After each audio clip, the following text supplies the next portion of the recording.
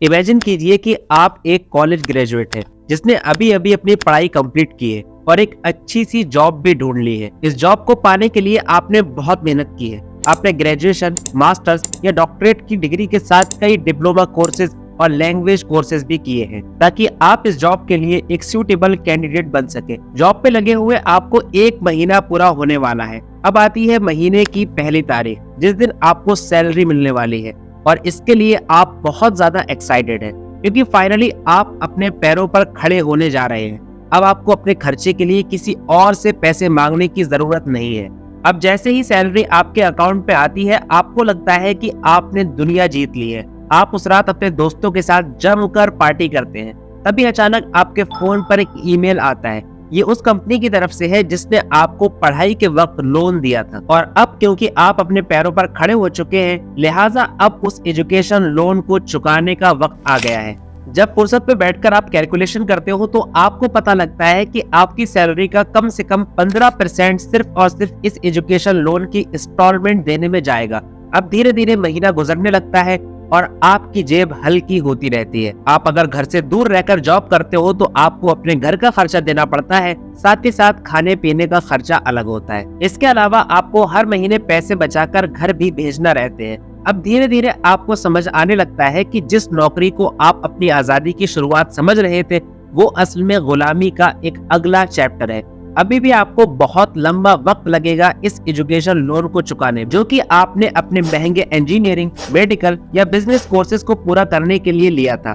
और जैसे ही ये एहसास आपको होने लगता है, आपको अपनी हर पार्टी, कॉफी और मूवीज ठीक ही लगने लगती हैं। आपको ऐसा लगता है कि ये पैसा जो आप इन पार्टीज पर खर्च कर रहे हैं, ये असल में आपके है ही नहीं। अफसोस और नाउम्मीदी आपको चारों तरफ से घेर लेती है। इसके लिए कभी आप खुद को दोष देते हैं, कभी अपने माँ बाप को या कभी गवर्नमेंट और सिस्टम को, लेकिन असल में आपकी इसमें कोई गलती नहीं है। ये रास्ता ही ऐसा है जिसकी मदद से गवर्नमेंट्स और फाइनेंशियल इंस्टीट्यूशंस जैसे बैंक आपको गरीब रखते हैं। और ये स्टोरी सिर्फ आपकी नहीं बल्कि इंडिया के लाखों और दुनिया भर के करोड़ों स्टूडेंट्स की है। ऐसे लाखों लोग हैं जो मल्टीनेशनल कंपनीज में एक व्हाइट कॉलर जॉब करते हैं और अच्छी खासी सैलरी उठाते हैं। उसके बावजूद वो लोग अपने हाउस रेंट, कार सर्विस और एजुकेशन लोन जैसी चीजों के बीच में पिस रहे हैं।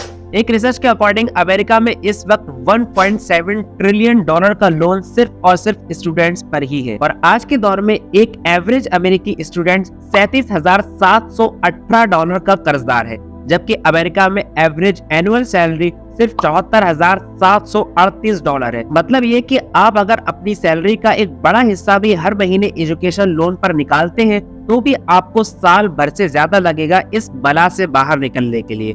अब एक नजर इंडिया पर डालते हैं। हमारे देश के हालात भी बहुत ठीक नहीं है। हमारे देश में भी एजुकेशन डेब्ट 1,45,785 करोड़ रुपए है। मतलब ये अमाउंट इतना बड़ा है कि इसको लिखने के लिए आपको 1 के आगे 14 बार जीरो लगाने पड़ेंगे। अगर आपकी सैलरी 1 लाख से ज्यादा की है तो भी आपको ये लोन चुकाने में कई साल लगेंगे। लोन और EMI, ये दोनों वर्ड्स तो आपने सुने ही होंगे। आपको मोबाइल चाहिए, घर चाहिए, शादी करना है या कार चाहिए, लोन आपको हर जगह मिल जाता है। लेकिन असल में ये चीज एक दो धारी तलवार है। जहां लोन की मदद से आप अपनी पसंदीदा गाड़ी और बेहतरीन घर का मजा ले पाते हैं, वही ये चीज आपकी जिंदगी को मुश्किल और बहुत मुश्किल बना रही है। बैंक्स और लोन कंपनीज आपको कर्ज के एक ना खत्म होने वाले दलदल में धंसा रही है और आप शौक से इसमें धंस भी रहे हैं। स्टडीज बताती है कि जो लोग अपनी जिंदगी में ज्यादा लोन लेते हैं, उनके अंदर डिप्रेशन, चिड़चिड़ापन और सुसाइडियल थॉट्स आम लोगों के मुकाबले में 8 गुना ज्यादा होते हैं। आज के दौर में हम 142 करोड़ की आबादी है और हमारा देश दुनिया की सबसे ज्यादा आबादी वाला देश है। हमारे देश में 45% लोग मिडिल क्लास से बिलोंग करते हैं और यही वो लोग हैं जो कर्ज के इस ट्रैप में बुरी तरीके से फंसे हुए हैं। अगर आप अपने से पहली वाली जनरेशन को देखेंगे तो आपको पता लगेगा कि वो लोग पहले सेव करते थे और फिर खर्च करते थे। वही आज के दौर में हम लोग अपनी जरूरतों को फौरन पूरा करना चाहते हैं, लिहाजा पैसा तो हमारे पास है नहीं। तो यहाँ पर सामने आती है ये लोन कंपनीज जो हमें बड़ी आसानी से लोन दे देती है और धीरे धीरे हम उसके बोझ के तले दबते चले जाते हैं। कई बार हम जिस चीज को गिरवी रखकर लोन लेते हैं वो भी डूब जाती है और हम लोन भी नहीं चुका पाते। अब इस ट्रैप को अंदर से समझने के लिए आपको समझना होगा आज की जनरेशन का माइंडसेट। देखिए, हम और आप आज जिस दुनिया में रह रहे हैं वो सोशल मीडिया और दूसरी फेक चीजों से हाईली इन्फ्लुएंस्ड है।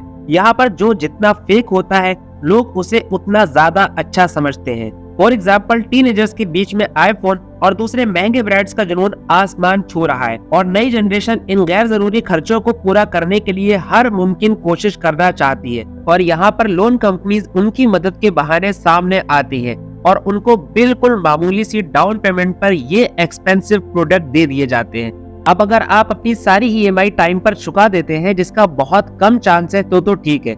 अदरवाइज जैसे ही आपकी पेमेंट डिले होती है वहां से शुरू होता है आपके एक्सप्लॉयटेशन का खेल। कहा जाता है कि एक बैंक के सबसे फेवरेट कस्टमर्स वो होते हैं जो सबसे ज्यादा देर में लोन चुकाते हैं, क्योंकि इन्हीं लोगों से बैंक सबसे ज्यादा कमाई करती है।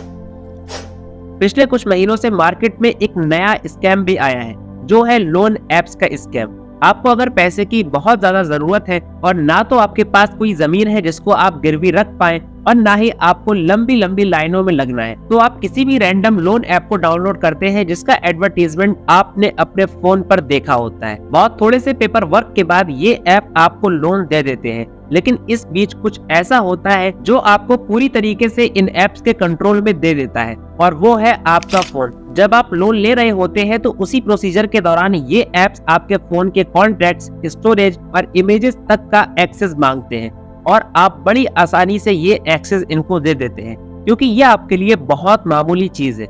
लेकिन जैसे ही आपकी पेमेंट डिले होती है, आपके बुरे दिन शुरू हो जाते हैं। ये एप्स आपकी गैलरी से आपके फोटोज उठाकर उनका फेक पोर्नोग्राफिक कंटेंट बनाकर आपके कॉन्टैक्ट्स को भेजने की धमकी देते हैं, और इस धमकी की वजह से जब आप कमजोर पड़ना शुरू होते हैं तो इनके पैसे की डिमांड भी बढ़ती चली जाती है। मिलिए इनसे। ये है मध्य प्रदेश का एक मामूली सा परिवार। इस आदमी ने अपने बच्चों को पहले जहर दिया और उसके बाद इस कपल ने फांसी लगाकर अपनी जान दे दी।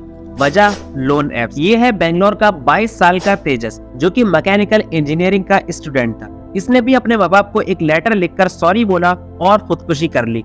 वजह लोन एप्स। ये है केरल के रहने वाले अजय राज, जिन्होंने किसी लोन ऐप से सिर्फ 5,000 रुपए उधार लिए थे, लेकिन पेमेंट डिले होने के बाद उस ऐप से मिलने वाली धमकी के बाद इन्होंने खुदकुशी कर ली। इन जैसे सैकड़ों केस हमारे देश में हर रोज आते हैं, और ये ऐप कोई मामूली लोग नहीं चलाते, बल्कि इनके पीछे हैकर्स और गुंडों की एक पूरी गैंग होती है, जिनको आपसे पैसे निकलवाना बखूबी आता है। अब इंटरेस्टिंग बात यह है कि ना तो ये ऐप गवर्नमेंट ऑफ इंडिया से अप्रूव होते हैं और ना ही आरबीआई से, जिनकी वजह से इनको ट्रैक करना भी आसान नहीं होता। बल्कि गवर्नमेंट ऑफ इंडिया की एक रिपोर्ट बताती है कि इनमें से कई लोन ऐप्स तो चाइना की कंपनीज चला रही हैं और उनको इंडिया में बैठे हुए कुछ मास्टरमाइंड ऑपरेट करते हैं।